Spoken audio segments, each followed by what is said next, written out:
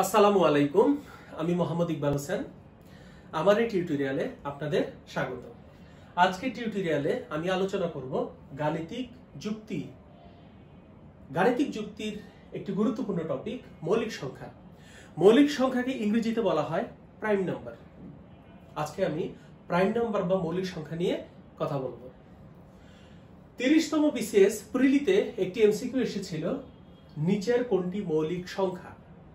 আমি আবার বলছি, 30তম বিসিএস প্রিলিতে একটি প্রশ্ন এসেছিল, নিচের কোনটি মৌলিক সংখ্যা। অন্যান্য সরকারি চাকুরির নিয়োগ পরীক্ষাতেও এমসিকিউতে এমন প্রশ্ন প্রায় দেখা যায়, নিচের কোনটি মৌলিক সংখ্যা। 4টি অপশন থাকে, তার মধ্যে আপনাকে মৌলিক সংখ্যা বেছে নিতে হবে।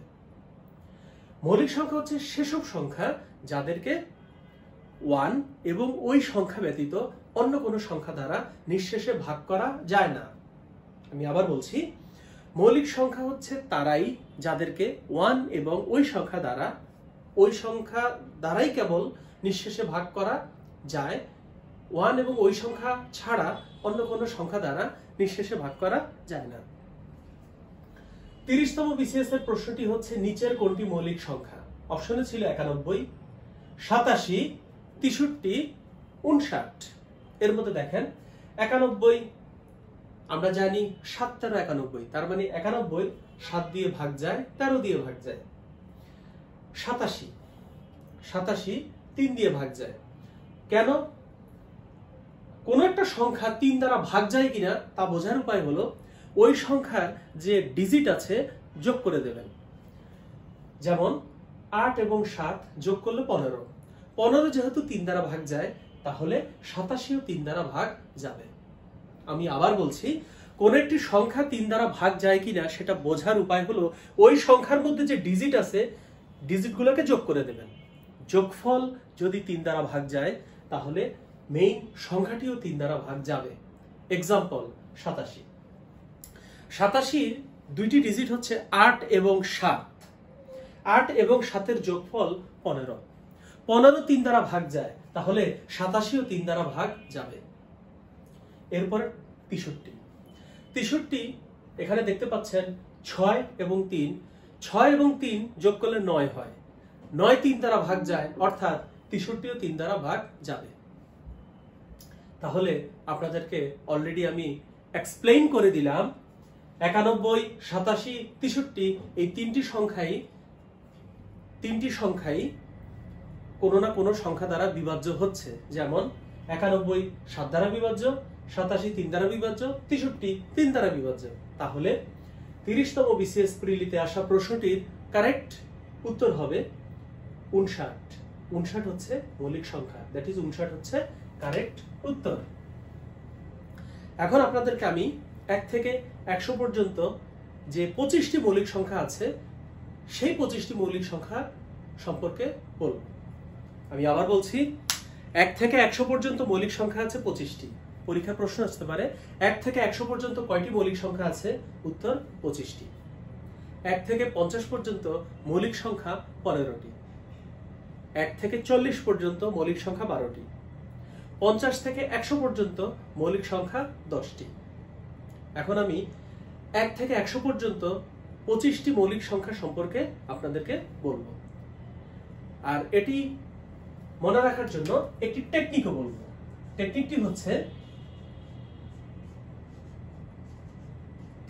হচ্ছে আপনারা মনে রাখবেন টেলিফোন নম্বরের মতো, 44 22 322 321।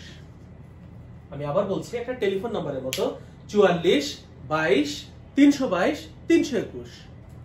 টেলিফোন নম্বরের মতো করে মনে রাখবেন, 44 22 322 321। আমি আপনাদের বলেছি 1 থেকে 100 পর্যন্ত মৌলিক সংখ্যা 25টি। এখন দেখেন কিভাবে সে 25টি হলো। 4 যোগ করলে 8, 10 12 15 17 19 22 24 আর 1 25। অ্যাকচুয়ালি এখানে যে ডিজিটগুলো আছে, সেই ডিজিটগুলো হচ্ছে এই 4, এটা দিয়ে বোঝায় এই প্রথম যে 4, এটা হচ্ছে 1 থেকে 10 পর্যন্ত মৌলিক সংখ্যা 4টি। 11 থেকে 20 পর্যন্ত মৌলিক সংখ্যা 4টি, 21 থেকে 30 পর্যন্ত মৌলিক সংখ্যা 2টি, 31 থেকে 40 পর্যন্ত মৌলিক সংখ্যা 2টি, 41 থেকে 50 পর্যন্ত মৌলিক সংখ্যা 3টি, 51 থেকে 60 পর্যন্ত মৌলিক সংখ্যা 2টি, 61 থেকে 70 পর্যন্ত মৌলিক সংখ্যা 2টি, 71 থেকে 80 পর্যন্ত মৌলিক সংখ্যা 3টি, 80 থেকে বা 81 থেকে 90 পর্যন্ত মৌলিক সংখ্যা 2টি, আর 91 থেকে 100 পর্যন্ত মৌলিক সংখ্যা 1টি।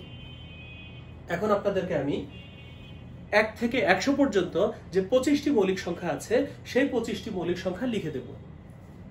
আমি ইতিমধ্যে আপনাদেরকে বলেছি 1 থেকে 100 পর্যন্ত যে 25টি মৌলিক সংখ্যা আছে তাদের বিন্যাস বলেছি। এখন আমি সেই সংখ্যাগুলো 25টি সংখ্যা আপনাদেরকে লিখে দিচ্ছি। শুরুতে 1 থেকে 10 মৌলিক সংখ্যাগুলো হচ্ছে 2, 3, 5, 7। 1 থেকে 10 মৌলিক সংখ্যা, 1 থেকে 10 পর্যন্ত মৌলিক সংখ্যা 4টি, লিখলাম আমি 4টি। তাহলে 1 থেকে 10 পর্যন্ত মৌলিক সংখ্যা 2, 3, 5, 7, এরা হলো সেই মৌলিক সংখ্যা 4টি।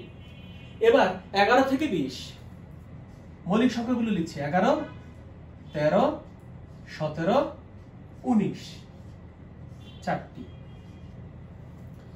11 থেকে 20 পর্যন্ত মৌলিক সংখ্যা 4টি। 21 থেকে 30 মৌলিক সংখ্যা হবে 2টি, সেই 2টি হচ্ছে 23, 29, এই হচ্ছে 2টি। এবার 31 থেকে 40 পর্যন্ত, 31 থেকে 40 পর্যন্ত মৌলিক সংখ্যা 2টি এবং সেগুলো হচ্ছে 31, 37, 2টি। এরপর 41 থেকে 50 পর্যন্ত মৌলিক সংখ্যা 3টি, 41 থেকে 50 পর্যন্ত 41, 43, 47। 51 থেকে 60 পর্যন্ত মৌলিক সংখ্যা 2টি, 51 থেকে 60, দ্যাট ইজ 53, 59, 2টি। এরপর 61 থেকে 70 পর্যন্ত, 61 থেকে 70 পর্যন্ত মৌলিক সংখ্যা 2টি, 61 থেকে 70, দ্যাট ইজ 61, 67। এরপর 71 থেকে 80 মৌলিক সংখ্যা 3টি, 71, 73, 79, 3টি। এরপর 81 থেকে 90 পর্যন্ত মৌলিক সংখ্যা 2টি, 81 থেকে 90 মৌলিক সংখ্যা 2টি, 83, 89। এরপর 91 থেকে 100 পর্যন্ত মৌলিক সংখ্যা 1টি এবং তা হচ্ছে 97। এই হচ্ছে মোট 1 থেকে 100 পর্যন্ত মৌলিক সংখ্যা 25টি, 1 থেকে 100 পর্যন্ত মৌলিক সংখ্যা 25টি। এখন যদি আপনাকে বলা হয় 1 থেকে 50 পর্যন্ত মৌলিক সংখ্যা কয়টি, তাহলে 1 থেকে 50 পর্যন্ত মৌলিক সংখ্যা, 1 থেকে 50 পর্যন্ত মৌলিক সংখ্যা 15টি, 1 থেকে 50 পর্যন্ত মৌলিক সংখ্যা 15টি। 51 থেকে 100 পর্যন্ত মৌলিক সংখ্যা সেটা হবে 10টি। আমি আবার বলছি, ভালো করে মনোযোগ দিয়ে শুনুন। 1 থেকে 50 পর্যন্ত মৌলিক সংখ্যা 15টি, 1 থেকে 100 পর্যন্ত মৌলিক সংখ্যা 25টি, 51 থেকে 100 পর্যন্ত মৌলিক সংখ্যা 10টি এবং 1 থেকে 100 পর্যন্ত মৌলিক সংখ্যা 25টি। এই 25টি মৌলিক সংখ্যার যোগফল 1060। আমি আবার বলছি, গুরুত্বপূর্ণ একটি কোশ্চেন, পরীক্ষার প্রশ্ন যদি কঠিন হয় এই টাইপের প্রশ্ন দিতে পারে। 1 থেকে 100 পর্যন্ত মৌলিক সংখ্যা 25টি, তাদের যোগফল কত? উত্তর হচ্ছে 1060, দ্যাট ইজ 1060। আর আপনারা জানেন 1 থেকে 100 পর্যন্ত সংখ্যা যে আছে 100টি, তাদের যোগফল হচ্ছে 5050। তাহলে আপনি 5050 থেকে 1060 বিয়োগ দিলে পাবেন 1 থেকে 100 পর্যন্ত মৌলিক সংখ্যা 9 যারা, তাদের যোগফল। আমি আবার বলছি, 1 থেকে 100 পর্যন্ত সবগুলো সংখ্যার যোগফল 5050। 1 থেকে 100 পর্যন্ত কেবল মৌলিক সংখ্যাগুলোর যোগফল 1060। তাহলে 5050 থেকে 1060 আমি একটু লিখে দিচ্ছি, 5050 1060 বিয়োগ করলে আপনি পাবেন 1 থেকে 100 পর্যন্ত যারা মৌলিক সংখ্যা 9 তাদের যোগফল আপনি এখানে পাবেন। তাহলে এগুলো পরীক্ষায় প্রশ্ন আসতে পারে। 1 থেকে 100 পর্যন্ত সংখ্যাগুলোর যোগফল 5050, 1 থেকে 100 পর্যন্ত মৌলিক সংখ্যাগুলোর যোগফল 1060, বিয়োগ করলে পাবেন 1 থেকে 100 পর্যন্ত যারা মৌলিক 9 তাদের যোগফল। এভাবে করে আপনি খুব সহজেই মৌলিক সংখ্যা থেকে পরীক্ষা প্রশ্ন আসলে পারবেন। আরেকটি তথ্য মনোযোগ দিয়ে শুনুন। 1 থেকে যদি বলা হয় 200 পর্যন্ত, 1 থেকে 200 পর্যন্ত মৌলিক সংখ্যা 46টি। আমি আবার বলছি, 1 থেকে 200 পর্যন্ত মৌলিক সংখ্যা 46টি। 1 থেকে 500 পর্যন্ত মৌলিক সংখ্যা 95টি। 1 থেকে 1000 পর্যন্ত মৌলিক সংখ্যা 168টি। আবার বলছি, 1 থেকে 40 পর্যন্ত মৌলিক সংখ্যা 12টি। 1 থেকে 50 পর্যন্ত মৌলিক সংখ্যা 15টি। 1 থেকে 100 পর্যন্ত মৌলিক সংখ্যা 25টি। 1 থেকে 200 পর্যন্ত মৌলিক সংখ্যা 46টি। 1 থেকে 500 পর্যন্ত মৌলিক সংখ্যা 95টি। 1 থেকে 1000 পর্যন্ত মৌলিক সংখ্যা 168টি। আমি আপনাদের সুবিধার্থে একটু লিখে দিচ্ছি। শুরুতে 1 থেকে 40 যদি বলে 1 থেকে 40 পর্যন্ত কয়টি মৌলিক সংখ্যা? 12টি। এরপরে 1 থেকে 50 পর্যন্ত মৌলিক সংখ্যা কয়টি? 15টি। পরীক্ষায় যদি বলে 1 থেকে 100 পর্যন্ত মৌলিক সংখ্যা কয়টি? 25টি। এরপরে যদি বলে পরীক্ষায় 1 থেকে 200 পর্যন্ত মৌলিক সংখ্যা 46টি। 1 থেকে 500 পর্যন্ত মৌলিক সংখ্যা 95টি। তারপরে 1 থেকে 1000 পর্যন্ত মৌলিক সংখ্যা 168টি।